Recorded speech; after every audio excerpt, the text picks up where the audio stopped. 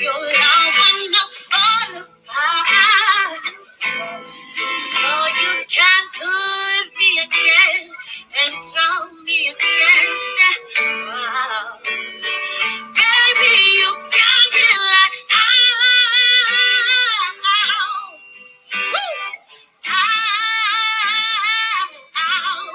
won't you stop loving me?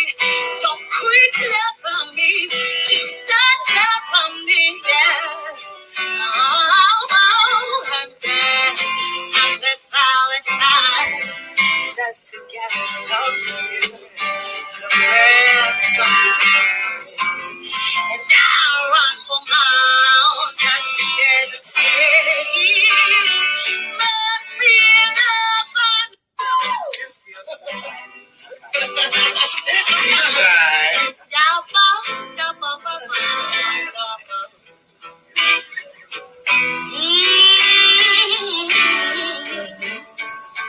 and you got me like, ow, yeah. What you want from me?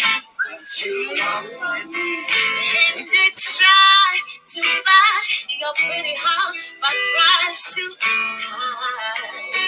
Baby, you got me like, your love will not fall apart. So you can put me again and throw me against that wall. Baby, you got me like,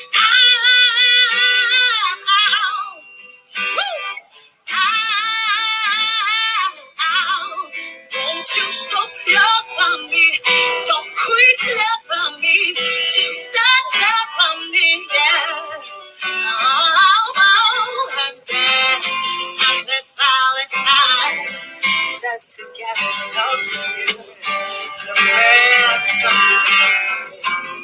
and I run for miles just to get a taste. Must be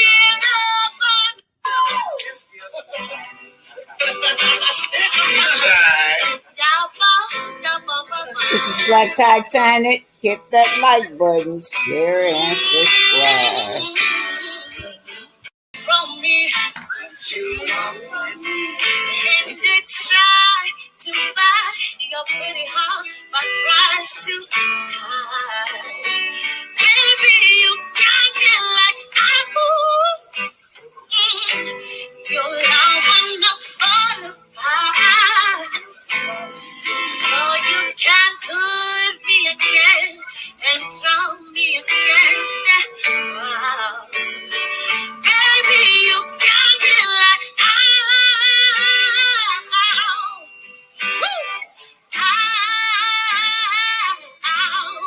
won't you stop loving me? Don't quit loving me. Just stop loving me, yeah. And then just to get close to you, and I run for miles just to get a taste. Must be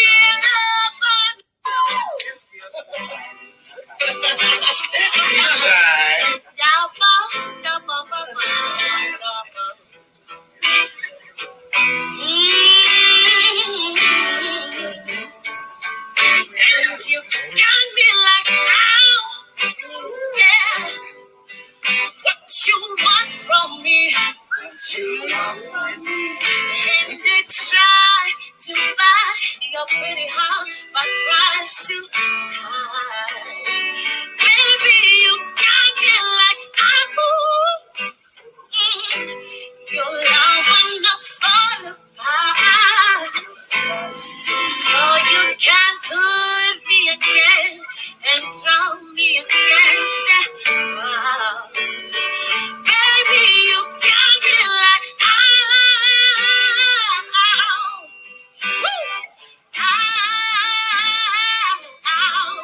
won't you stop loving me?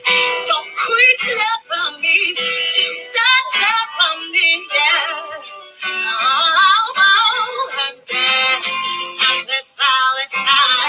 And then come to you. Ransom. And I run for miles just to get a taste. Must be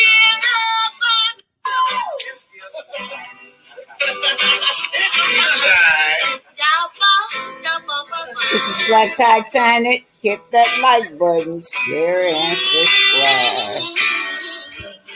From me,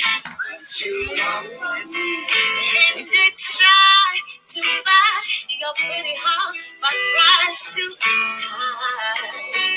Baby, you got me like your love will not fall apart, so you can put me again and throw me against that wall. Baby, you got me like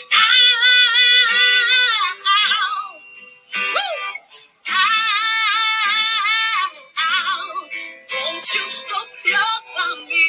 Don't quit love on me. Just stop love on me, yeah. And then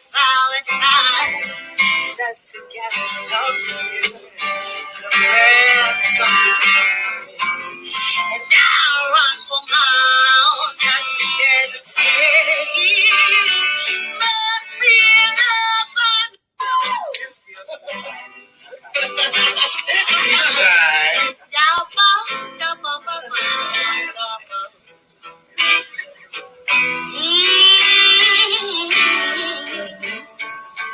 and you got me like, yeah.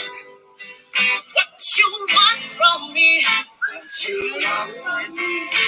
And they try to buy your pretty heart, but price too high. Baby, you got me like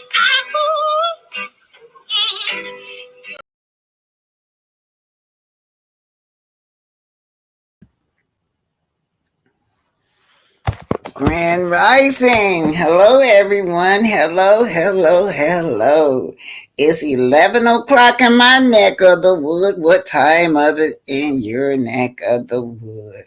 Well, I don't, I hope everyone slept good. Hi, Pinky the housewife. Hi, Miss Risa said, I said what I said. She's speaking to Arlita Jordan. Grand Rising, Miss Reese. Arletta, hey, that's my sister, y'all. Y'all didn't know Arletta was my sister from another mama and another dad. I just adopted Arletta Joy. That's my sister. Rosie Graham, can you answer my question? Do I owe you a book? I can't find out who I owe a book to. I thought it was you, Rosie Graham. Can you answer that? No or yes? If so, please put your mailing address. It's somebody. I keep saying it every time I come on. I'm sure, unless it was a mistake of mine. If you didn't get a book, let me know and I'll mail it on in. I just need the mailing address. I always thought it was Rosie Graham that I need to mail a book to. Okay, good morning. I said what I said. I just love that. I said what I said and I meant what I said. y'all know that's when y'all know Maritha Gray. She got her own she's doing her own videos now, but she used to be with Anthony and D Silver. And I remember when y'all remember that incident with Stormy. Oh, she stuck to her grounds that I was wrong. But I admired her, y'all. I didn't get mad at her because I admired her. It was like it was a lot of them over there. They were saying that Stormy was wrong the way she came after me. But she stood her ground. She was up there by herself. And I remember her saying that I said what I said and I meant what I said. Yeah, Miss Black Titanic was wrong. And from then on, I started liking that girl. I said, I'm not mad at you because everybody, got their own opinion, but I just admired her strength. All right, you guys. This is the Black Titanic, y'all. Story hour with Black Titanic, you guys. So this was going on. I already sent my members only a pre-recorded. And then I got another pre-recorded that I'm gonna send through for y'all for my members only, right? But I'm gonna catch y'all up. I'm finna catch y'all up as to what's going on. But first, let me do house rules. I don't own any music. If any music ever pop up, I don't own it. Any rights. Everything's allegedly. Just my opinion. Just my co-host's opinion. Just the Titanian opinion. Everything for fair use, educational and entertainment purposes. Well, Grand Rising, everyone. Hopefully you guys enjoy this book reading. Welcome, welcome, welcome. Every Saturday at 11 a.m., right? Don't matter what I put up there. If YouTube got 10, y'all got to ignore it. Y'all ignore what YouTube put up there. I'm going to start writing in the time. That way it'll be underneath my videos. But let me start off with, I'm going to start off with showing y'all Joseph LaRue. Joseph LaRue were the black man that they did document. But I'm going to tell y'all something. I went through hell with this trying to get this story out because you had, the Titanic is such a story that they have these different foundations that they were trying to protect the innocence of this story. And one of the thing is that no way, black people don't have no business in this story, but blacks was aboard that Titanic. Where were they going? Who was going to cook for them? Who was going to clean up for them? Who was going to shovel that coal down there in that boiler room to keep the boats afloat? Well, yeah, that's what happened. Black people was aboard the Titanic. But one man was aboard. His name was Joseph LaRue, y'all. Y'all may not never heard of him, but he were the only one that they documented, right? He was royalty. His uncle, at the time that he was selling on the Titanic, his uncle was the president of Haiti, and he had came from a long list of warrior from Haiti. Haiti won their independence, so all of his family member was warrior. They fought in that Haitian war. But anyway, he was aboard, and had a white wife. Well, they say that they wouldn't have let him in first class, but they will allow him in second class. But I don't believe he was in second class. I believe he was down there in the steerage with the rest of the black folks. But anyway, they said that they allowed this black man in second class with his white wife, right? And he had some children all boys. So I'm finna play that for y'all. So what happened is that you got eyewitness account. I got that only book, y'all. When the people first, some of the survivors describe what happened to blacks aboard the Titanic, right? You would never ever see that again. You would never ever see that book again. I found it took me like about 5 or 6 years to find that book. Because my grandfather told me when I was a little girl that it was the eyewitness. If I could find that eyewitness account, I could find out what happened to the blacks aboard the Titanic. And it took me years to find that book because they thought they had got rid of it because they wanted to say blacks was not aboard the Titanic. Anyway, let me get started with this is the story of Joseph LaRue, the black man that was aboard the Titanic. Now, when y'all get y'all pre-recorded that y'all gonna get another pre-recorded that I did that I ain't sent in yet. It talks about when Malinda and Ellen meets up with Joe. I call him Joe in the book, right? So when y'all get to that part where y'all looking at it and Malinda done met up with Joe, she gonna say, "Oh wow, I come face to face to royalty." This is who they're talking about, Joseph LaRue.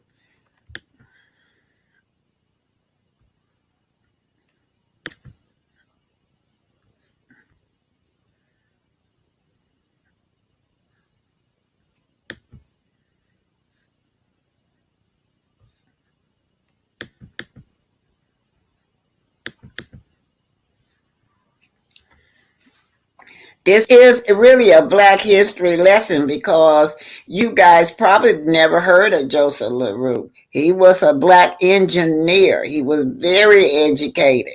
He was coming from London with his white wife going back to Haiti. Because, of course, he suffered discrimination even in London.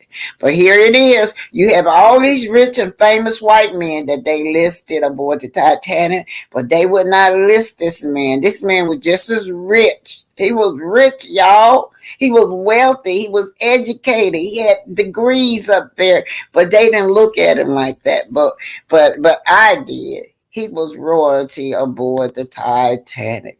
His uncle was the president of Haiti. This is Joseph LaRue. Still remains an unsolved mystery. Over 100 years ago, oral history has been told by the elder. Is that Malinda Borden was an unlisted passenger above the Titanic. She was traveling as a personal caregiver and with an independent European contractor. Of course, we must listen to the elders. Just listening to the elders lets you take a journey through their minds. And it's like walking through a library because they have ancestors' knowledge, because they have old untold stories. So LaRue was the African American on board. No, he was from Haiti, but he was traveling from London because he was on his way back home to Haiti with his pregnant wife. He had biracial children, y'all. But anyway, they met him aboard the Titanic. And he was documented, you guys. So let's just listen to the story of Joseph LaRue. Joseph LaRue, y'all. I often wonder what happened to him. There is the first... okay, here we go, y'all. Let me just not say that. Many times when the story of the Titanic is said, we only hear about white passengers, leading many to believe there were no persons of color on board. Ladies and gentlemen, today we are talking about Joseph Philippe Lamesia Laroche, the only Black passenger on the Titanic. Now, indeed, he was a royalty. He was very educated. He was an engineer. His uncle was the president of Haiti, Cincinnati LeContes. He come from a long battle of warriors. You guys know that Haiti had won their independence. This is by Advert Africa. Hear me now. Born in 1886 in Haiti, at the age of 15, Joseph went to France to study engineering. Joseph was very fluent in French, Creole, and English. Joseph later got married to a white French woman called Juliette Lafort, who used to be his great friend during college. Ladies and gentlemen, we are still talking about the only Black man on the Titanic ship, Joseph Philippe.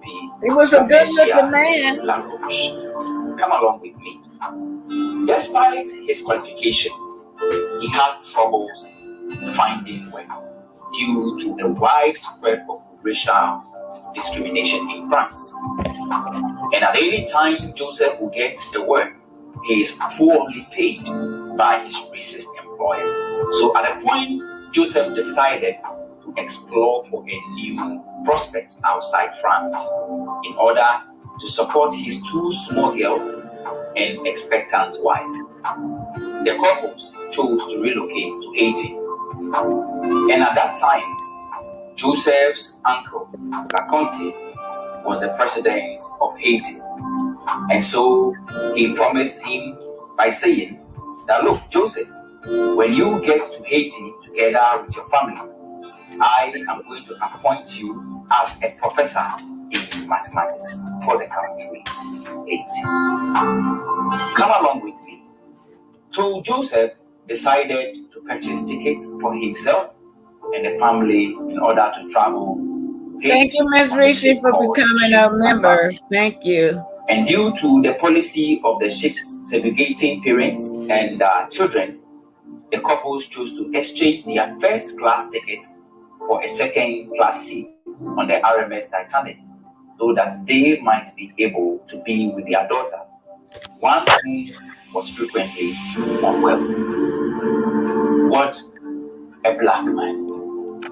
And I believe that he exchanged his ticket with a white man. Of course, he was the only black man on board at that time. Now, hear me now. They planned that they would take another ship to Haiti when they get to New York. That is the destination of the Titanic.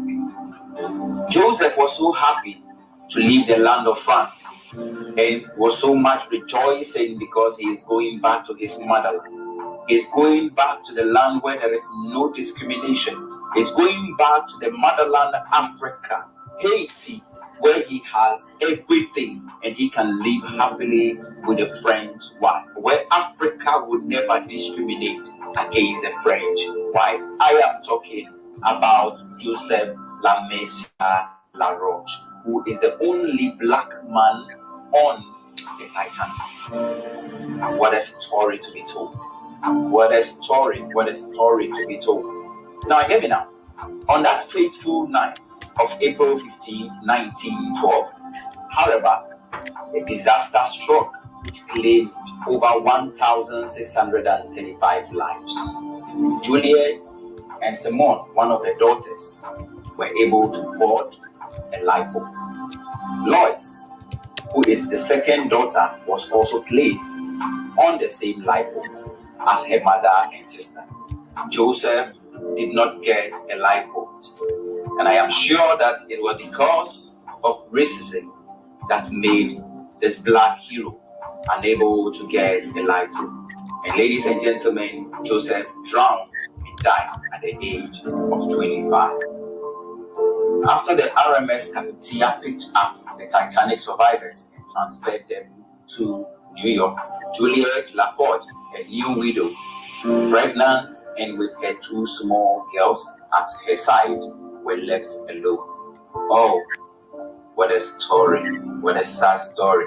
So his descendant, you guys, she's on Facebook. She's everywhere telling her story, you guys. But anyway, this is the story of Joseph LaRue. Now, he really was documented. And they only started acknowledging this when I came out with my books, try to prove that blacks was aboard the Titanic. They knew that this man was there, but when history went down, they refused to write him down in history.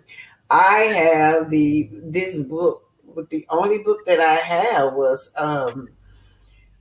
written by eyewitness account at the time that the Titanic ship went down, and they described what was happening to the blacks aboard the Titanic.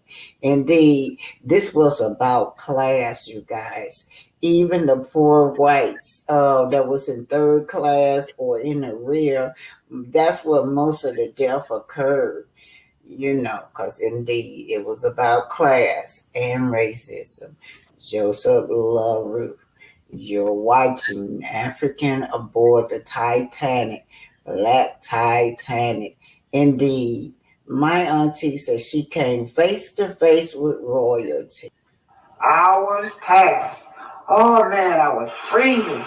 I was freezing at near death, y'all. Okay, this part is about the eyewitness account. What happened to blacks on the Titanic? Children as well.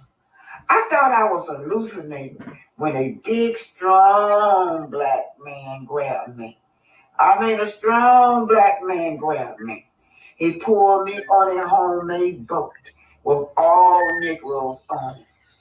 Ellen, he called. Where is Malinda and your brother? This is taken from the book, The Black Titanic, and Malinda was engaged to Ellen's brother. Now this is telling about what happened to the black man. This is a book that I found maybe 11 years later after trying to research to find any book that would explain whether black people was on the Titanic besides me talking about it. But anyway, I found this book finally. This is from the first-hand account. This is the first book that came out after the Titanic sank in 1912, and I had never seen it before. You will never see this again in any other writings about what happened on the Titanic with the blacks that worked on the Titanic. Now I'm gonna talk about the wireless operator. I'm going to talk about the COD messages. And the reason I brought this in because tied to the Titanic was Glenn Bear Woods. He was a black inventor, over 60 patents. In fact, Thomas Edison, he had to sue Thomas Edison because Thomas Edison was trying to steal and claim his stuff. All the white people were trying to claim his stuff, but he held fast. He was bold. He won all his lawsuit. But anyway, the Titanic was using his wireless operator. He was responsible for the first wireless communication from boats, airplanes, trains, you name it. Glenn Bear Wood. Anyhow, let me just read this. This was the story told by the bystander afterwards on the pier. One husky Italian told the writer on the pier that the way in which the men who were shot down was horrible. His sympathy was with the men who were shot. They were only trying to save their lives, he said. Wireless operators died at his post. On board the Titanic, the wireless operator with a life belt about his waist was hitting the instrument that was sending out CQD messages warning. Struck on iceberg, said this was the warning message, CQD. Shall I tell the captain to turn back and help? Flashed a reply from the Carpathia, the other book, another boat. Yes, old man. The Titanic wireless operator responded. Guess we'll. An hour later, when the second wireless man came into the box-like room to tell his companion what the situation was, he found a Negro stoker. Say it again. He found a Negro stoker. Now, aboard the Titanic, another name for stoker is a fireman. They work the bows of the Titanic. Y'all probably have never heard of the bows of the Titanic. Let's just say it's the basement. But that was that's how the Negro stokers got on there. They had them on as firemen. It was a cold strike in 1912, and all the white laborers refused to go to work. They had built this exclusive, expensive ship, and they were not going to lose no money. So this is how all these black people got on the Titanic, because it was a cold strike. It was a strike, and they started hiring black people aboard the Titanic. So these Negro stokers, they worked in the bows of the Titanic, and they were shoveling coals into the big boiler. That's what they were doing. It was hot down there, and it was very hot. They were later named as the Black Gang. Also, you did have a few white Irishmen down there, but I was told they couldn't take the heat like the black men, so they couldn't stand it down there. But let me get on talking. He found a Negro stoker creeping up behind the operator, and he saw him raise a knife over his head. He said afterwards, he was among those rescued, that he realized at once that the Negro intended to kill the operator in order to take his life belt from him. Now y'all know that song. This man wanted a life belt. He was not trying to steal no life belt. And why wouldn't he have a life belt in the first place? Why were blacks refused a life belt? That that is the real question here, and that's what we're looking at. But anyway, let's keep on going. Let me read this over. The Negro intended to kill the operator in order to take the life belt from him. So they had refused to give the blacks aboard the Titanic life belt. The second operator pulled out his revolver and shot the Negro dead. And you know what? It's just something how this is so similar to what my grandfather was telling me. Moving on along. So, y'all, I wonder if that was Joseph LaRoof, y'all. I often wonder who was that Negro that was killed over asking for a life jacket. So the Negro was shot dead. What was the trouble? Asked the operator. That Negro was going to kill you and steal your life belt. The second man replied, you know what? This pissing me off. You know what? The nerve of them thinking that they would kill this man because this man wanted a life jacket, and they really felt like they were in the right for killing him. Thanks, old man, said the operator. The second man went on deck to get some more information. He was just in time to jump overboard before the Titanic went down. The wireless operator and the body of the Negro who tried to steal his belt went down together. So that's how they gonna say he went down as a thief for asking for a lifeboat.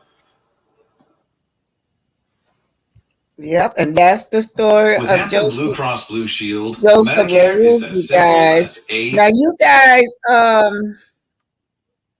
you guys make sure y'all look him up. Joseph LaRue. LaRoache.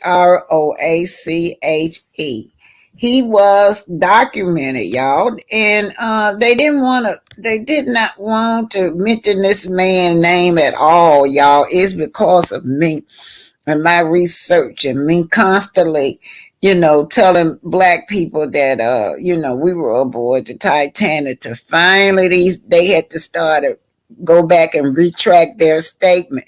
So now they want to say, whenever they talk about black people aboard the Titanic, they'll say this is the only black that was on board the Titanic. But as y'all could see on that Titanic, y'all, they said they don't know how many people died, but it was estimated over 2,000 people drowned. They estimated. They don't know how many drowned. But when I was looking for my auntie, going through all the documents of trying to find my auntie, it was just so discouraging because when I researched this, if you say you have Mr. Jones and his property. So it listed in his property, we don't know whether they were talking about the luggage or a black person, right? Some of them will have Mrs. Jones and her maid or manservant, but they still didn't have no names, right? So, but anyhow, then I searched the waters. I searched the waters because they did have some people that the ship crew members was trying to save, or they had to search to see was anybody alive. But only thing that they would say is, oh, this person was black, and they'll throw them back in the water. So I assume one lady that they found, only black lady in her 20s, they threw her back in the water. I just assumed that was my auntie, Malinda, because they described this as a black woman in her 20s, very petite. And they said just throw the corpse back into the water. So that we'll never find Aunt Linda. We'll never find her, y'all. My grandfather, y'all don't know. That man suffered. That man grieved himself to death over my auntie. Yes, he did. Anyway, thank you. Okay, thank you. Anyway, you guys, so that's the story of Joseph LaRue. And you guys make sure that you guys look him up, study on it. This is part of our history, you guys. Okay, I'm gonna keep it rolling. I'm gonna what I did was I did a pre-recorder up to maybe about page 80 something. I'm gonna send that to my memories only, y'all. But I'm trying. This chapter was so long, so I couldn't even get finished with it. But I got finished with most of it. I'm finna run this chapter through where Malinda trying to save David. David is her tribal brother, and they were fighting aboard that Titanic because they were gonna tear that boat up. They gonna tear the damn boat up. They gonna flip it upside down until they find David. They had made some excuse up that David was uh was doing some illegal stuff, trying to hijack the boat. But y'all got to remember, if y'all know the story last week, David is the one that popped off Buster Officer Lightfoot in his mouth. So Officer Lightfoot got he just still mad because a black man had beat him up. But anyway, I'm gonna go on and send this through where Malinda is searching for David. Malinda rescued David, and then at the end of that, we're gonna close with Pinky the housewife. She got some black history to give us also.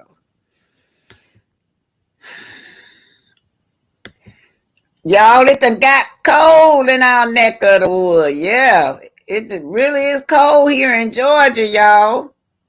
So this is gonna be Malinda rescued David. Malinda is rescuing David. I'm telling y'all something. Ain't Malinda, she was a fighter to her heart. She had to grow up. All them hangings and stuff and Ku Klux Klansmen down there in Bessemer. Y'all have to remember now, this story, when I'm talking about on the grounds, we're talking about Bessemer, Alabama. Now, this is where my great aunt and my grandfather lived at. I know y'all see Wanda, them as these hillbillies, but yeah, everybody was down there. It wasn't like Wanda. It literally like Wanda. So my great auntie wasn't, and my grandfather wasn't. They wasn't illiterate people, you guys. So we had these people from Bessemer, Alabama, on board the Titanic. uh, Malinda rescued David. Look here. African aboard. Yes, Black Titanic. African aboard. Okay, I sent a pre-recorded video, and you will get another one. I'm gonna start on page 76. You will get from 61 to probably page 76. That's already been pre-recorded. This chapter was so long, so I had to divide it up. So I'm just going to do a summary and bring y'all up to page 76. So Mom Annie was a Haitian chef. She cooked, and and she always sent pastries down. She always looked out for her people out down there in the bowels of the basement. Mom Annie had a son named Moses, and her granddaughter was on the ship with her named Ijoma. All three of them worked in the kitchen, y'all. But anyway, when that storm rose, that storm was just rose. It was high. It was a bad storm. It was tossing the boat. The boat was swinging, and then it's got this tossing furniture and glasses, dishes, everything, you guys. That storm was bad. Well, Malinda had already been warning them over and over again that the ship was off course. And of course, she told Captain Smith that, you know that the ship is on fire down there, and we are worried. We are worried about this fire. This fire is going to sink this boat. It's going to burn a hole through the steel or whatever. But Malinda was worried about the boat sinking. She was worried about the damages that the fire had did to the boat. But anyway, you guys, so while the storm was tossing and raging back and forth, it threw a sharp instrument and it landed in Mom Annie's son's thigh. Yes. Oh no, no, not my son, not my son. Melinda, help. Help, Malinda. Somebody please get Malinda. Get Malinda, please. They went and got Malinda. Okay, so Melinda tried to stop the bleeding. She couldn't stop the bleeding because it had hit a main artery. Suddenly, Mom Annie saw Melinda put a sheet over his head. Oh no, not my baby. She kept pulling the sheet off. Melinda kept pulling the sheet back. Oh no, not my only son, Moses. And then the daughter Ijoma, Daddy. Daddy, don't go. Don't leave me, Daddy. Anyway, Moses had passed from that injury. Melinda couldn't stop the bleeding. There was nothing she could do. Well, Melinda looked at Mom Annie, what you want us to do with the body? Just toss my son. Just toss my son overboard. Just toss him overboard with the rest of the ancestors. Of course, y'all know that sea, that ocean had became a water tomb because y'all remember during the slave trade, they would toss some of our people aboard alive, or someone would just jump because they didn't want to be prisoners. But anyway, they tossed Moses' body. And Mom Annie was so sad. That was her only son. Now, y'all, she got is a granddaughter. Daddy, oh, daddy, why, daddy? It's not fair that my daddy has been taken away from me. But the storm kept on. The storm was raging high. But they had a meeting, you guys. They had to meet. They knew that if something happened on that boat, those black people knew that nobody was going to look out for them. So David and Ernest and a few other men, they went searching around the boat to see what they could get, y'all. They was going to get some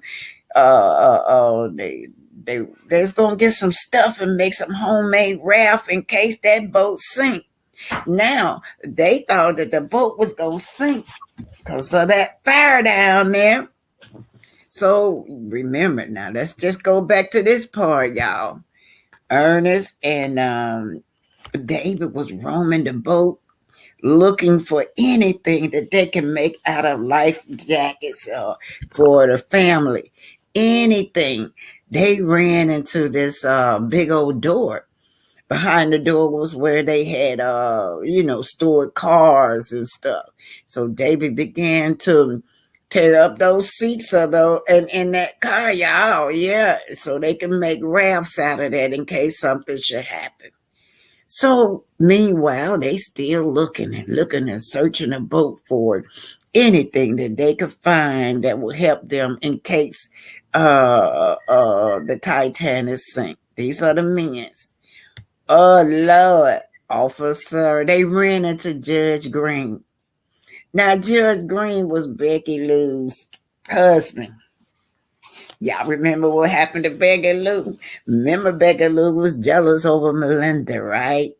And because Malinda clothes was selling, and then she wanted Malinda to work in her shop, she gonna pay Malinda pennies for her own fashion when Malinda was already making more than what she was. So she started picking with Malinda. One day, Malinda got ready to leave Nigel's store, and when she left, they followed her. It was like 3 or 4 of them had followed Malinda. Y'all remember that? And once again, Malinda got mad. Every time Malinda get mad, that the waves started she had some kind of connection with the waterways. The waves were getting enraged, and so the water was so enraged till Becky Lou's friend that she came with ran. But Becky Lou said, I'm not going nowhere. So she pulled a gun out and tried to shoot Malinda, but Malinda was so fast with her little axe till she got. Y'all remember that. Meanwhile, Nigel was coming out the store. He saw Malinda over there pulling on something, just pulling on something over there. When he got there, he saw a foot of her hand or something under the cover. He like, Malinda, what have you done? That's Judge Green's wife. I didn't mean to do it. I didn't mean to do it. It was my life or hers. I didn't. I had to save my life. Anyway, Nigel and Malinda threw her overboard, threw Becky Lou overboard. Now Judge Green looking for Judge Green is looking for his wife, y'all. Nigel, have you seen my wife?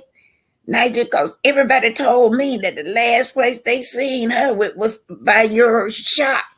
Now her shop was near her boutique was by Nigel's shop on the second floor, second class area. Nigel said, no, I didn't. Malinda, have you seen my wife? Oh, Malinda shook her head. Anyway, don't forget now, the boat's swaying. Oh, and the sea is raging and the boat going back and forth and furniture and dishes and everything has been tossed. It's spooked Judge Green. So he ran and he left that incident alone. Oh boy, Malinda said that was close. Thank you, Nigel. Thank you for not saying anything. Nigel. Thank you. But anyway, so meanwhile, Melinda's was looking for something too. And David and them, she knew that David and Ernest was looking for any kind of equipment that they can help build life jackets, lifeboat. So Malinda was roaming around her and Ellen was roaming around the boat looking for David. And she spotted Officer Lightfoot. Y'all, Officer Lightfoot just wouldn't leave it alone. He was so embarrassed that he had got beat up. He had got beat up by David and Ernest, y'all, him and his men. So he made up something. When he saw David roaming around first and second class, Officer Lightfoot said, arrest him. Arrest him. Now, I'm starting on page 76. They searched the ship for life jackets. While they approached the bridge, standing at the crow's nest was a crewman. He was scanning the ocean with his hurt eyes, not with his bare eyes. Evidence of surprise took place when several officers take David and his friend captive. As the officer interrogated the Africans, they responded by telling them that they were looking for food, y'all. Y'all know they weren't really looking for no food. The officers turned hostiles in the boiler room. They remember that uprising in the boiler room where they had got beat up, especially Officer Lightfoot, whom David had beat up. Now, I just want to back up now. Meanwhile, the other nearby ships, are sending them warning signs that there is a big old iceberg, but the ship operator, for some reason, was lazy. He didn't believe them. He did not pass the messages. He did not take the message serious that there was a danger ahead that he wanted them to stop. And remember, Malinda kept warning them too that the ship was off course. These men are trying to hijack the ship, Officer Lightfoot told Captain Smitty. He approached then. The captain laughed. Oh, these men are not armed. What are you talking about, bruh? They probably was looking for food like they said. But they had no business up here in first class area for that. Lock them up for 3 days. Today is no different. I'm going on how the past reflect the future now, y'all. Today is no different. Black incarceration rate is higher in America than any prisoners in the world. Though many crimes are lesser than whites, black men receive a harsher sentence than them. Drug sentences disparity is a major problem. The negative impact of President Clinton, three strike laws destroyed black families. Yes, it did, you guys. Introduced in 1990, it imposed a 25-year sentence to life on the third felony, three strike law. By 1994, the prison was overcrowded with black males who was framed for drugs by crooked cops or arrested for minor drugs like marijuana. And that's what happened on that boat. They framed Ernest and his crew and David and them, saying that they were, trying to hijack the ship. During this time, the crack epidemic hit the street. It resulted in the tough out crime policy that deeply impacted the increased incarceration of black families. Y'all, that was bad in the 90s when the crack hit that street. Y'all know it took the mothers and the fathers. They both went to jail. So the children was at home minding and raising themselves. Like y'all see the results of one we got on Love and Marriage Huntsville is Martell and his brother. You heard what his brother said, that they had to raise themselves. Allegedly, during 1980s, the CIA was involved in the delivery of crack by the Nicaraguan drug dealers, and when Ernest and his group got locked up for false allegation, it reflects the past and present day with black men. Meanwhile, Ellen and Malinda are in the background watching. They followed the officers until they got out of sight. It's in consulting with Ernie and his friends, they described the scenery. Yeah. Malinda said, "Oh, look over there. This the area where we saw them take David. And the rest of the brothers are held prisoner over there. Now, Ernest carefully picked his warriors. We got to go to war. Because y'all know, once they see all them black men up there on first and second class, it's going to be war on that ship. Now, Ernest carefully picked his warrior. He relied on Marcus, who was skillful in jiu-jitsu. Yes. Leading the way like Ernest is another bow and arrow expert, Kwali.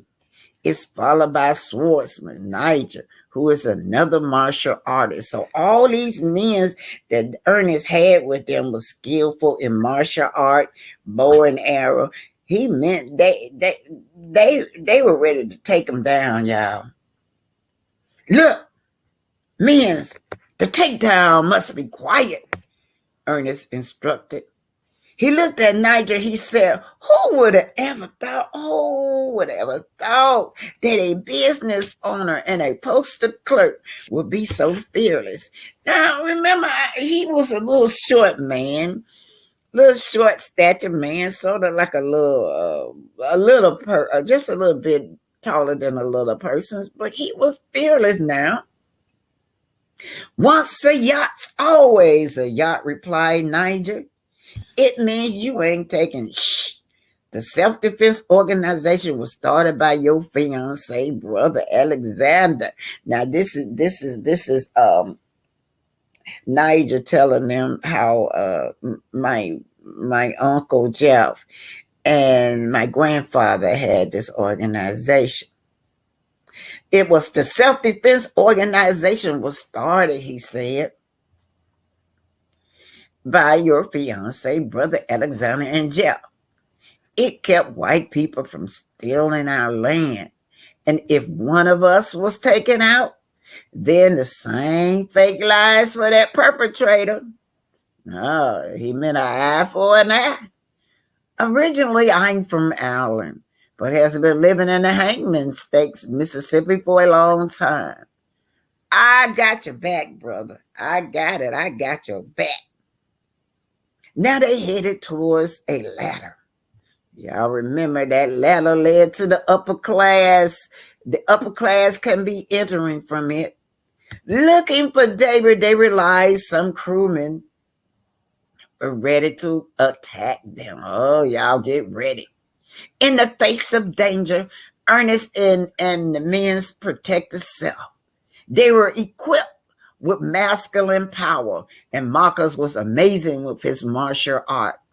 A certain leap by him, and with a side kick, he knocks two crewmen to the floor. Now they were overpowered by all those crewmen, but they were not. The crewmen was not as skillful as the men's that uh Ernest had with him. So they doing that martial art. Yeah. Oh, Marcus got it. Remember, y'all, martial art started with our people. Martial art started with our people. They created martial art by watching the animals fight. While animals fight. Meanwhile, Malinda rushed towards them. She told Ernest and the others she heard gunshot. Look over there in that direction, she pointed. It's over there. Making a U-turn from first class that they rushed back towards the bows of the Titanic. As they get back to the top ladder, oh Lord, here comes Judge Green. Judge Green standing in front of them. Oh my God, they got one thing on their mind, and that's to get David. Have any of you seen my wife Becky Lou? Everyone nods their head, not allowing Judge Green to pass by. Judge Green like, wait, y'all seen my wife? Where my wife at? He points to Nigel. Have you seen Becky Lou today? Have you seen my wife Becky Lou, Nigel? He put so much pressure on Nigel. Have you seen her, Nigel? Have you seen my wife? He was accusing him of doing something to his wife. My wife disappeared. My wife disappeared after she left your store last night, Judge Green yells.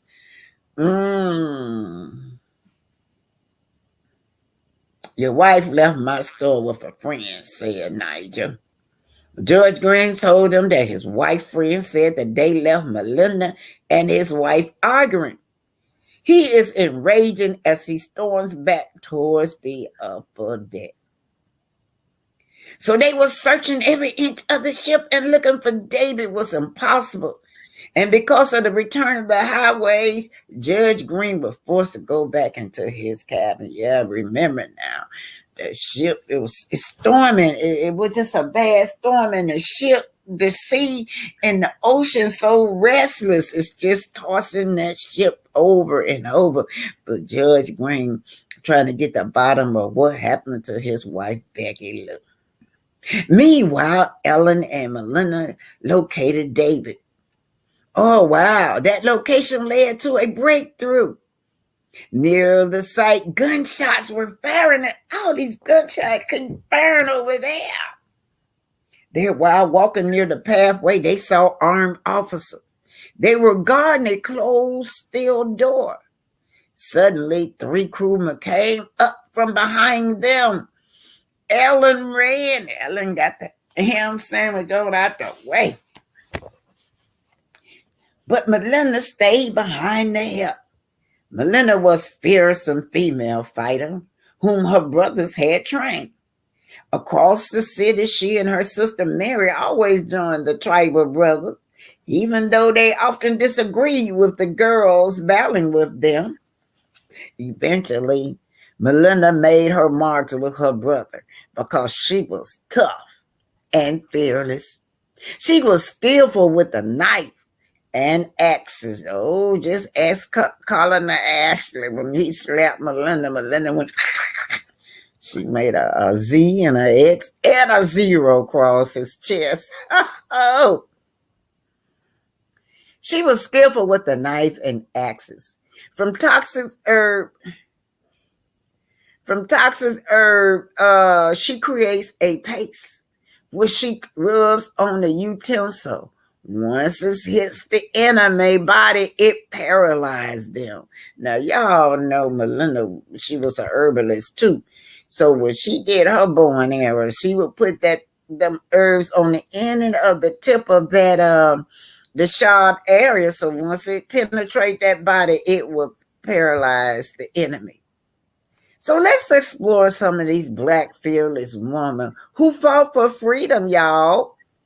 Often black women is ignored, y'all. We have always been the forefront for justice. The pain of encountering racial justice is widespread, just like the black males. Long forgotten is these black women who had their men's back. Many black women actively participate in the anti-slavery area, y'all. We always talk about Harriet Tubman, but it's plenty of black women that was fought. Let's talk about Nelson Mandela, his wife Whitney Mandela. Y'all remember her? She fought alongside her man, and she's known as the mother of the nation and the mother of anti-apartheid. The South African government tried to tear her down by imprisoning her and confining her to isolating. Y'all know over there in South Africa during that time, it was just like over here. It was, they put Nelson Mandela in prison all because of wanting to be free. But his wife Wendy, she stuck by his side. She fought alongside her man and is known as the mother of the nation and the mother anti-apartheid movement. Y'all know they started painting a ugly picture of Miss Wendy. Yeah, they did. And so y'all know anytime our people is involved with trying to get justice or freedom, they start painting us in a negative light. So I always say that the media is always in tune with the larger society. The media is what put that boogeyman image out on us. But anyway, in 1964, her husband was sentenced to life in a dangerous robbing prison. But she continued to fight against the South African apartheid. By the early 70s, it was more black women fighting, y'all. We have always fought. We always led the forefront. Mm-hmm. Now, in the United States, women was fighting against the Jim Crow laws in the Black Panther movement like Malinda. They were strong and fearless and didn't fit the gender role as defined by the colonizer. Asante Shakur is another black powerful woman who fought alongside the black men. She spent over 5 years in prison. She was shot by police and falsely accused of deleting one of them, y'all. After escaping to Cuba, she was placed on the most wanted list by the FBI. Y'all know she's still on the FBI list, Asante. Yeah, she still lives in Cuba today. Elaine Brown was y'all to know that the chairman of the Black Panther was a woman. Her name was Elaine Brown. She was chosen by Huey Newton, who was the founder of the Revolutionary Black Organization. 50 years later, we're still fighting for justice, y'all. Catherine Cleaver, she fought besides her husband, Edric. Well, he was the minister of self-defense in the Black Panther organization. I'm just naming a few of these women, y'all, because we never is brought up front for what we do in society, y'all. Now I'm going back to I'm on page 80. In the meantime, and for the thrill of it, some of the white crewmen wanted to torture Ernest. Yeah. They blame him for taking away their band gigs. Yeah, they were. Now they found anything to try to torture Ernest. Y'all know Ernest was just a musician, y'all, but that sucker could fight. The moment one of them rushed towards Ernest, he slices the enemy midriff. Now, y'all, they didn't know what they was up against. They saw they few, like about 10 little black men. They saw these 10 little black men, and they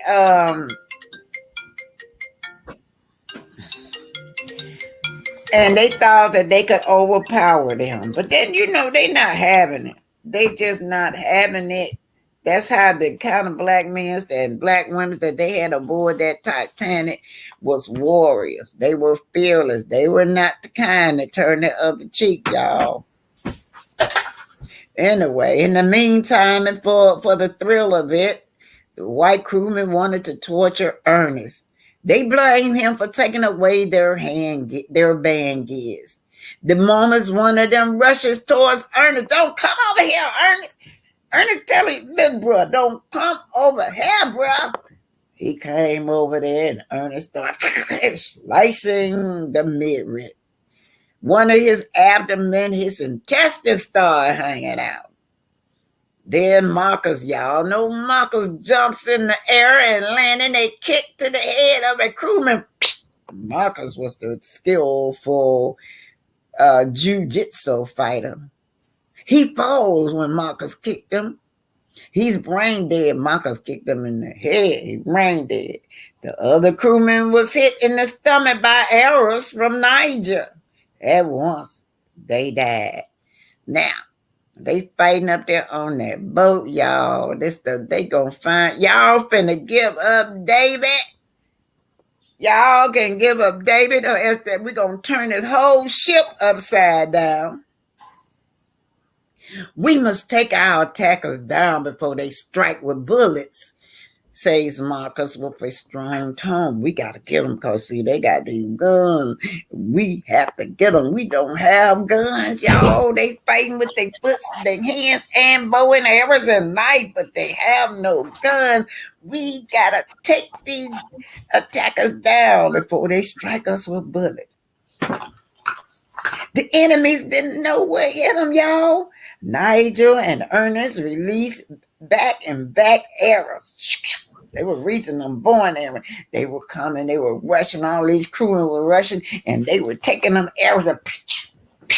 Now, y'all know now, once Malinda arrow hits you, you're going to be paralyzed. You're going to just be standing up there. You can't move. You can see, you can hear, you can feel, but you cannot move, y'all. They were releasing. So anyway, the enemies didn't know what hit them as Niger and Ernest released back-to-back arrows, hitting all target except Officer Lightfoot. He was hit in the leg as he ran. Now, y'all, Officer Lightfoot always starting stuff. He started it. He got David somewhere he'd give up.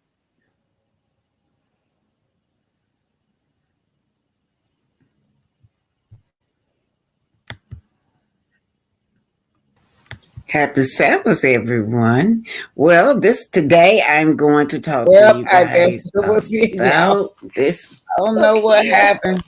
African aboard. Yes, Black Titanic. African well, anyway, aboard. It just stopped. Okay, I sent the. Remove it. Anyway, you guys, it just stopped abruptly. But y'all know Officer Lightfoot is funny to me. He was a coward. If he got like 100 men behind him, he brave, y'all. But Officer Lightfoot, anyway, Officer Lightfoot got hit in the leg and he ran. But they went over there. They tore that place up. They found David. David pretended like he was dead. Because Malinda kept saying she heard gunshot wounds. Yeah, they had went in and then those other black prisoners that they was having captured, they had shot.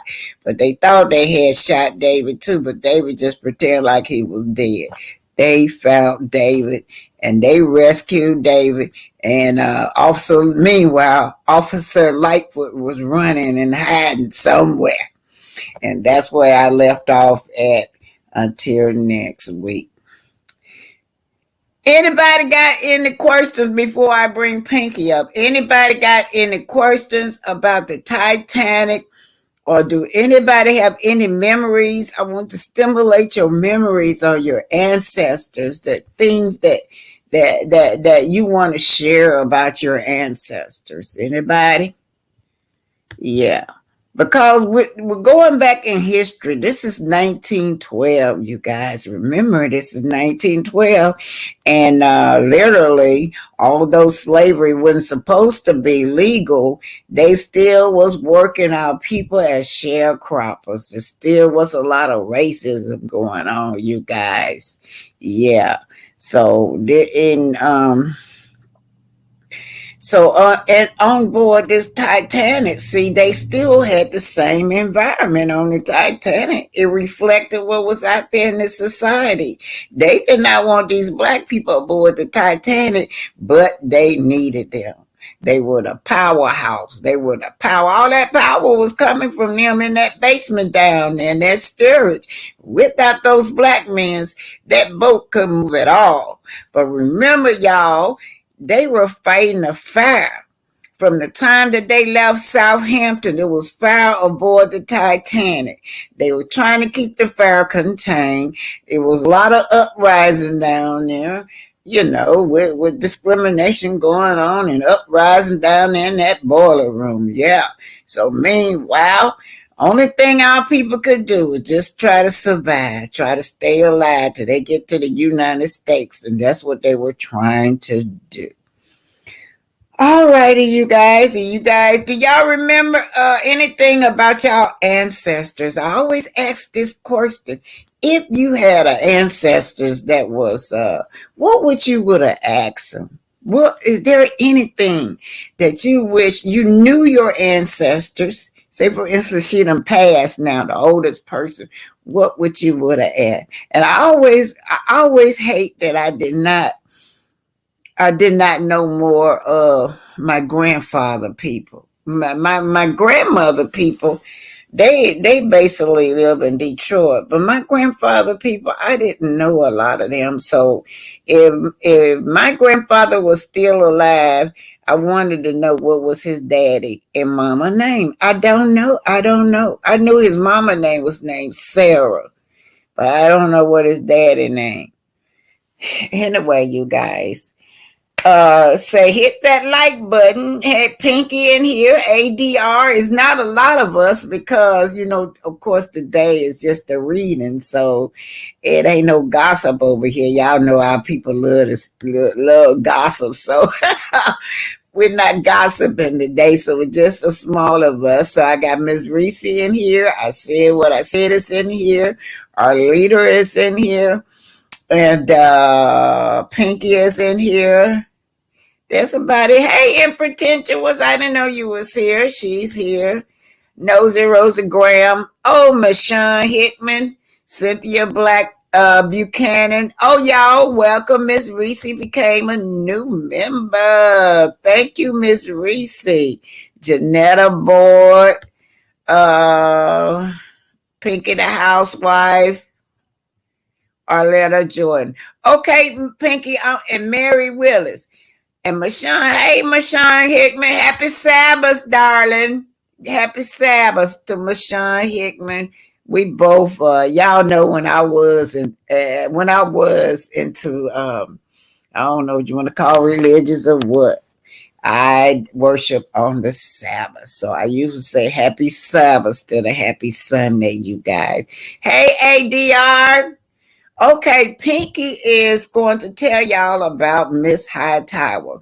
Miss Hightower, y'all, I used to read up a lot about Miss Hightower. That was doing with Martin Luther King Day. This woman walked hand in hand with Martin Luther King, and Pinky is still friends with her today. I think she's 100 years old. Pinky don't ever talk about it, but she did a lot of community service. And I wish she would tell y'all more about it because she was telling me I didn't know this about Pinky. She said that they would write grants for underprivileged children in the community. These are the kinds of stuff that she will do in the community with Miss Hightower. Y'all, we were looking, I'm just talking about Love and Marriage Huntsville a little while. Talk about the Scots, talking about their foundation, but in talking about what they doing for the community, they asking for money. They not giving to the community like Pinky and Miss Hightower was. Pinky and Miss Hightower was out there in the hood, y'all, dishing out grants. Let me bring her up so y'all can hear about this. Y'all didn't know Pinky was a civil rights activist. She don't know it neither, but that's part of being a civil rights activist when you out in the hood and you doing stuff for the community. All right, I'm gonna send you the link, Pinky, and you can come up. And I'm excited to hear about Miss Hightower. Yeah, I wish she was well enough to speak for herself, but maybe one day if Pinky go see her, she can kind of like give us a little video, virtual videotape of Miss Hightower. Come on up, Pinky, and tell us about this wonderful lady. Do y'all know I was like a teenager during the time that Martin Luther King and Malcolm X passed. Yeah, I was just a teenager, you guys, but I didn't have a chance to do Martin Luther King. But my favorite was Malcolm X, and I met Malcolm X. I'll never forget that. Oh Lord!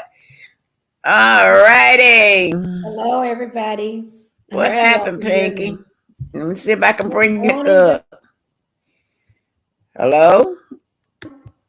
Okay, thank See you, if I can guys. bring I you hope you back all can up. hear me. Thank you for being here. Yes, I Whoa, have. what's going on? You keep popping back out. I don't know. I don't know. There you go. There you go. Yes, I'm so glad to be here to talk about my beloved. Her name is Dr. Myrtle Hightower. She's, we call her the legendary Dr. Myrtle Hightower. I did do a trailer on her. I have about maybe up to 10 videos or more on her, okay? And her family. She's 100 years old, and we're family. When I say we're family, we are family. She called me her daughter. She called my husband, Mr. Pinky, her son, and my kids, her grandkids. Uh, most people don't know I'm not her real daughter. I'm not, but they don't know that because from day one, that's all she referred to me as.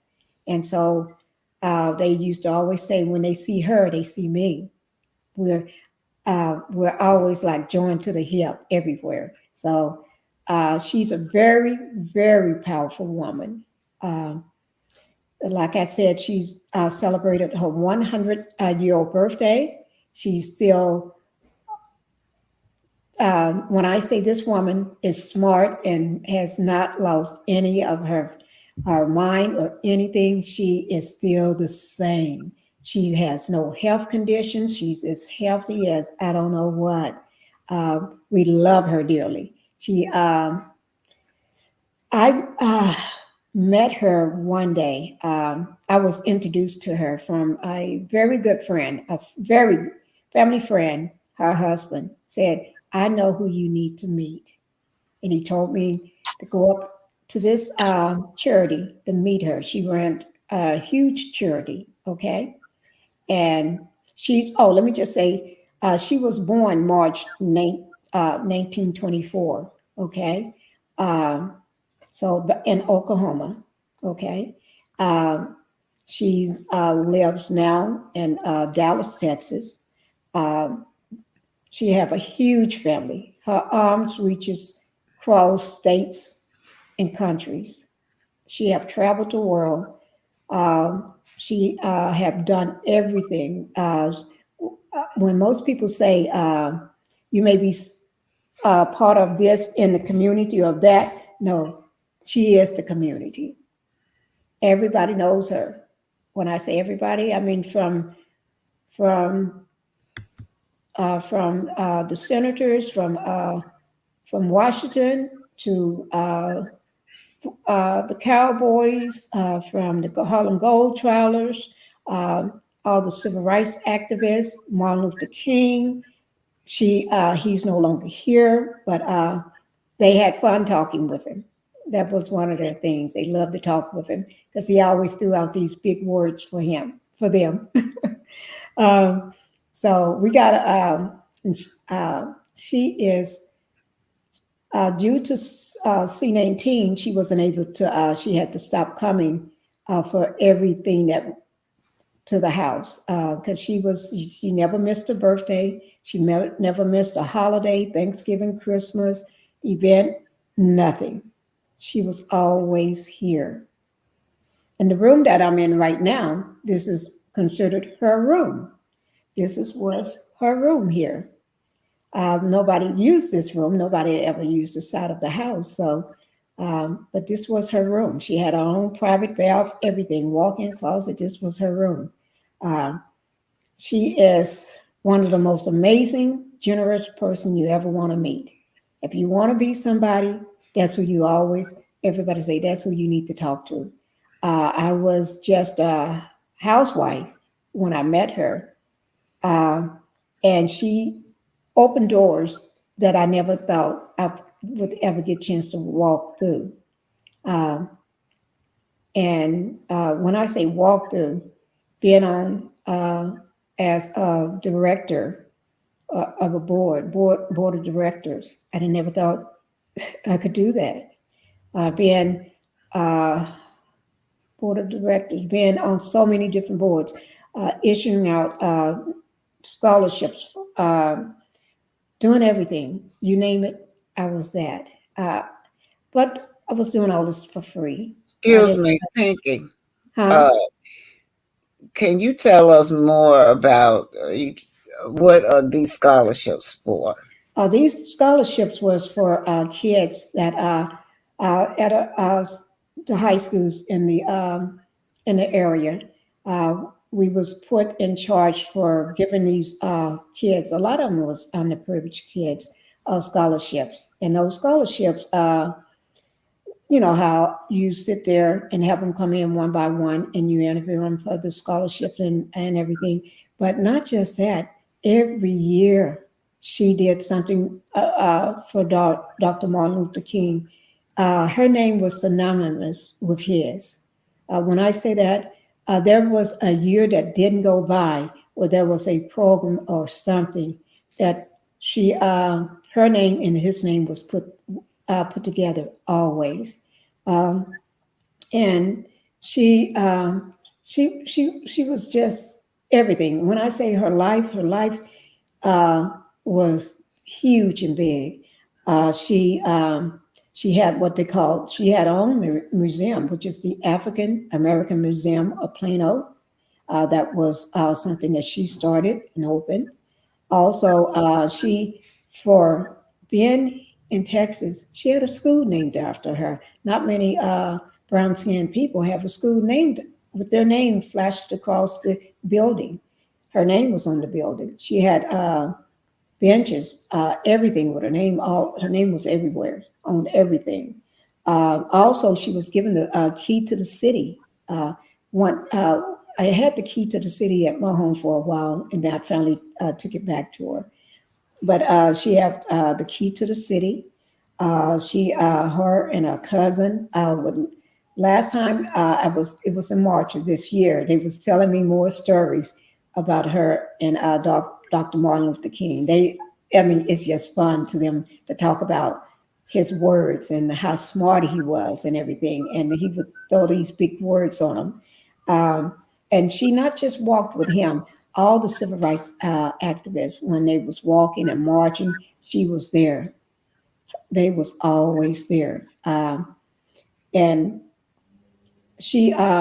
me see. I forgot. She is Dr. Marlon, Dr.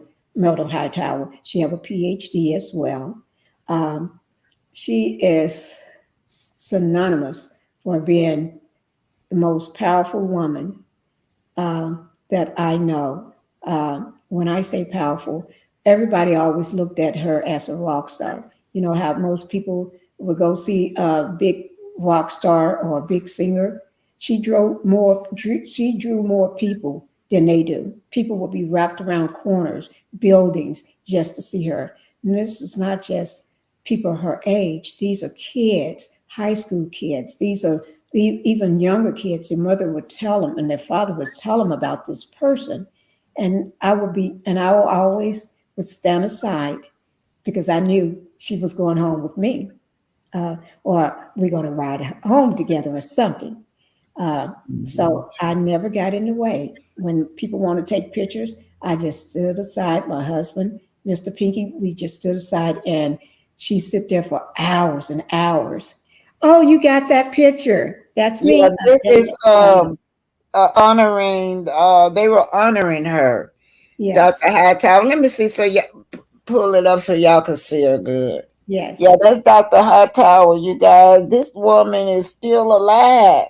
yes. It's very few of them that's still alive that walk hand in hand with And yeah, and with this is me and her doing a interview I was doing for. I did a trailer, and in mhm.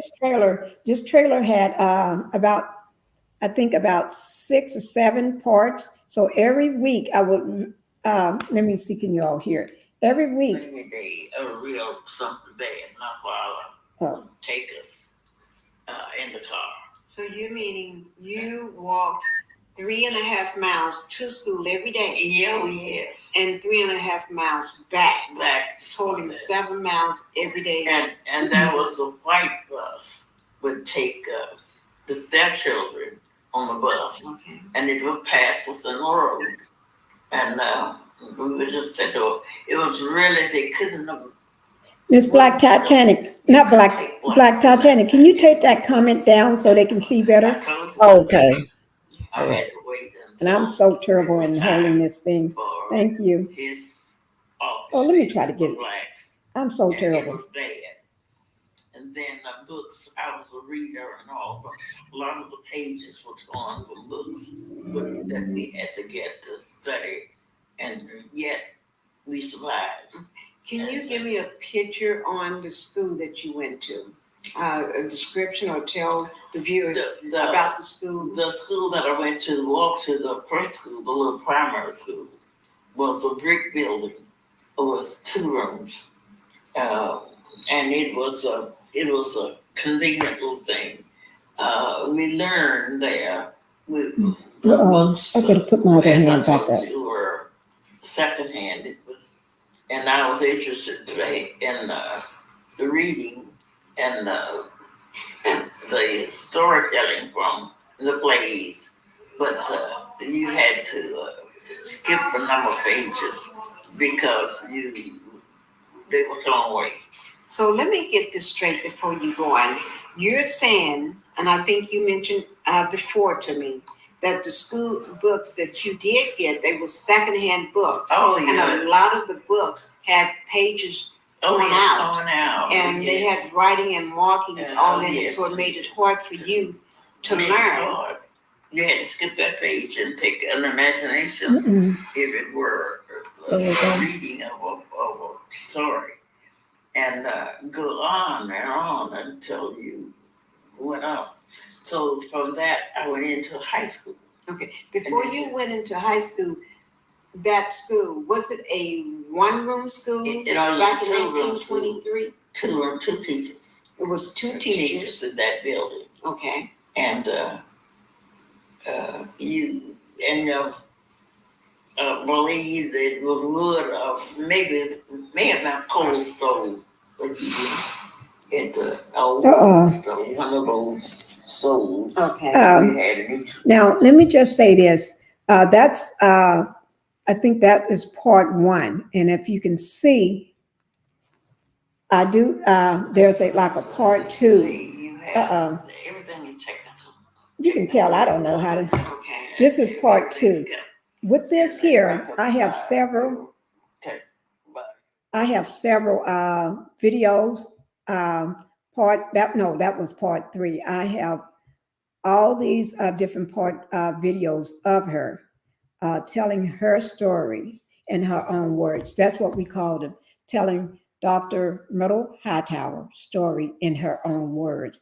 And it how I came on to doing her, we call it her life story. And she was so honored. This was always her dream. My husband's supposed to have been doing her book, writing her book for her. They was getting together, writing her book, never got finished. So that's when she told me that I want you to, because I was telling her about what I was doing on just started a channel and everything. I was explaining it to her, and she said, "Well, can you do my story? Can I tell my story?"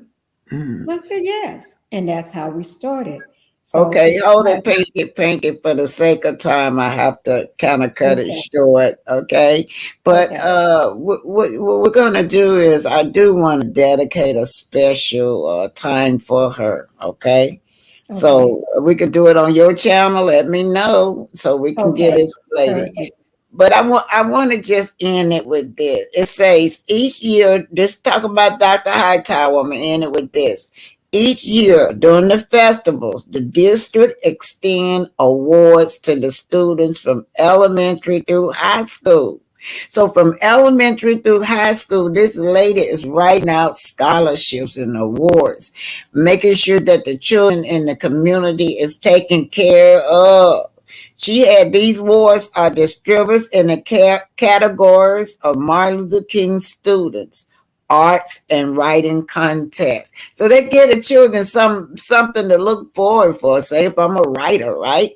I might get an award or a scholarship for that. But anyway, she did like Pinky said, that she was right there along with her side by side, writing these awards and scholarship out to the people in the community. And when you have a foundation, that's how it's supposed to be, y'all. When you have a foundation, you're not supposed to be like what the Scots are doing, begging poor people for money. You're there to give out money to enrich the community, like Miss Hightower and Pinky. And Pinky, a lot of people didn't know that about you, Right, that you were right along with Martin Luther King and Miss Hightower. They didn't know that you were out there right, in that community helping do those scholarships. Then I want to ask you one more thing, then we're gonna close. okay. So when y'all did those scholarships, did you see the students, or y'all just went Yes. down the list and pick out the students? How did y'all do that? We actually, it was a panel. It was about seven of us. I came in to people that had been doing it for years, and she Mhm. had me put me in charge of it as well. So I just threw me in, and so the students would come. They it's like an interview day. They come all Mhm. dressed up. Someone will take one student at a time, send them in, and they had to pitch to us, tell us why they deserve the scholarship, and Oh then we wow. had the list of them, and we make notes, and then that's how we decide on who would get that, how many kids would be getting, because we have allocated money set aside. There was no money that we asked for anything, even when we did big, huge functions with in name of Dr. Martin Luther King or her or anyone else. We have never asked for a penny. Matter of fact, we gave. And to be working for free, which is me, I actually gave hundreds and thousands of dollars for events just to put people at tables because some people couldn't come in. So I would buy all these tables, $400 and $500 tables, and just so people can come in. Other people that wanted to come in that wasn't invited, I would, because people would be around the corners, and I just said just fill them in, and we'll take care of it from there. And Okay. Thank yeah, you very much. you're Thank welcome. you. Thank you very much. And please, I've been begging you to do Miss Hightower. I would love for you to just dedicate one of your platform to Miss Okay, I Hightower. will. Please. Thank you. Anyway, you guys, thank you guys for being here. You guys, I have another pre-recorded for you guys for my members only. I'll be sending that that to you guys, African American aboard the Titanic. You guys, there's so much in history that we don't know. I think our leader answered my question. She said, I would like to ask. Well, I asked y'all, what would y'all ask your ancestors? She said, I will. Can you see that? I would like to ask them, did they pray Pray for us for us, in the to pray for future? us, the future. Of Yeah, course they did. I yeah. mean, a lot of us wouldn't be here if it wasn't for our ancestors. Not Mhm. only the prayer warriors, but the other warriors that had to fight too. Right. They had to fight. They had to, I mean, literally physical fight for our freedom. So, yeah, our leader, that would be a good question. What did you pray for the future? Okay, And that was our leader, Jordan. You got Shirley. She's here. She's saying good morning, Pinky. Shirley thank saying good you. morning to you. Thank you, Uh, guys. Mhm. and you know what, Pinky, you're a great example of I should have wait, let me read this, then I'm gonna say that. This knots are about self what can you see that, Pinky? Yeah, a grand dissonant in clout. They are not about the community. Okay, yeah, they're not about the community. They take money. Yeah, I need to sit that gal right next to you so you can show her how you and Miss Hightower did. You She's talking about sitting up Tisha? there telling me some, yeah, teacher sitting up there telling me some they got this foundation and they up here begging for money. I just never saw a foundation that do that. No. Most of these foundations they're giving. Right. Even I didn't have no lot of money, but I would give back to the Right. community too, to And underprivileged children. and Uh-huh. and I didn't have no money either because I didn't work, so I didn't have no money. But that didn't stop me from giving back. I gave back. Yeah. Mm-hmm. Yeah, well, I mean, were you had access to it because I know Miss Hightower, since she was had this big name behind her. Right. She's a great big civil rights leader. Absolutely. You know, she could have took those foundation and divert them into others communities Yes. besides her own, like a Yes. lot of them do. But no, she stern firm. She had those funds, and y'all government got funds. We want these funds to be allocated to our children, and she fought for it, and y'all Right. stood up there, and I appreciate your work for that. Thank you. Thank you. And All with right. her giving me the opportunity to sit not just on, I wasn't just on one board or the board of directors or anything. I was on like three different boards, Mm-hmm. three different charities and different things. And then she actually tried to get me to take her spot as president of the Mm-hmm. charity, but I knew that was too big for me. I didn't want to do that, but if the job was there, if I wanted it, but that was too big for me. I don't think I could have handled that. Oh wow. All right. Bye everybody. I said what I said. Nosy Rosie Graham, Arlita Jordan, Pinky the Housewife, Miss Reese, Arletta.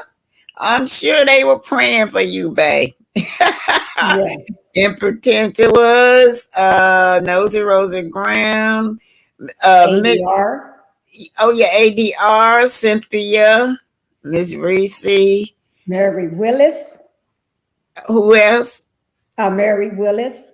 Okay, yeah, call them out if you see something I don't Okay, see. Mary Rashawn Willis, Hickman. Go on. Cynthia. Uh, Let me see who else I'm missing. Impetitious, Nosy Rosie, Miss Reese. I think I said what I said.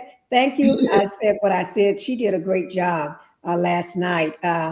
She was moderating your chat for you. She did a great job. Shirley. Let me see Yes. what Shirley said. Read what Shirley say. Let me go back to Shirley. Let me see. Oh, there she is. Okay. My family has a rich oral history about our ancestors. We can trace our family back to our, what is that, Igbo. Wow, you LGBO. got the same. Yeah, I married. Hold it. I'm sorry. I'll go on and Oh, finish reading. I got excited. Go on. Go ahead. What is the LGBO? That's Igbo. That's what my husband is. He's Oh, okay. That's why you, Igbo, okay. Nigerian. Yeah, Okay. yeah. Uh-huh. Okay. Igbo ancestors that was brought to this land in 1710. Oh my God, in colonial Virginia. That's They they actually 1710. have a Igbo museum because what they did was a lot of them they would not go down in history and slavery. I call it being held captive, Yeah. prisoner. A lot of them committed suicide. They jumped overboard. So word went out when you going over there to West Africa, don't capture those, leave them Igbos alone because they're too difficult. Yeah, they will fight. They never would give up. But they got a museum here in Africa. I want to take my kids because my daughters are all Igbo. So yeah. Yeah. So Shirley, do you know any of your Igbo ancestors? She can't talk back, Mhm. but yeah, Um, I keep up with mine. That's what my yeah. husband is, Igbo. Yeah. My grandmother was part, she was part Indian and everything. But thank you, Toffee, for coming in to the into the Black Titanic's book club. Okay. Anyway, it's a little over an hour and 40 minutes, and I ain't gonna keep y'all long. There's just a Okay. book club, y'all. I'm not gonna keep y'all long. I'll be sending y'all a pre-recorded what happened up to page 68, whatever I got started. But remember, you guys, there's so much about our history that we don't know. It's up Mhm. to us to do our research. It's up to us to teach our children. I always say that this generation of elders failed our Black children because they don't know their history. It's not up to no other race to teach our children their history, y'all. Y'all Right. be letting they don't teach it in school. We have to do it. We have to teach our children their history. Yeah. Anyway, goodbye, y'all. Thank y'all for being here. Bye bye, guys. Love you. Love Bye. you, Black Thank Titanic. y'all. Thank you Okay. too. Y'all be looking out for me tomorrow. I'm gonna have some hot tea for y'all tomorrow. Yes. Hot tea. All Hot right. tea. It's gonna be hot tomorrow. Yes. And remember, we're not talking about coleslaw any longer on this. Blackout. On this. I did go and report her. You can go over there and report her. Okay. I'll do it when I Y'all get go off. over there on that TikTok. Go to Okay. TikTok and hit TikTok. report. All you got to do right over that picture where she talking about those children that's not her kids. Just hit report, Okay. please. All of I will y'all do that. go over there to TikTok and hit that picture that say report. The one that's talk what she talking about them Eminem kids. Anyone over there that she talking about the Eminem kids, y'all report her over there on TikTok. Okay. Bye, y'all. Okay. Bye bye. Bye bye. Blackout, blackout, blackout. Blackout. Blackout. Yeah, she not no love and marriage hunter cast member. No way. Right. No, she's not. Yeah, we don't have to talk She's about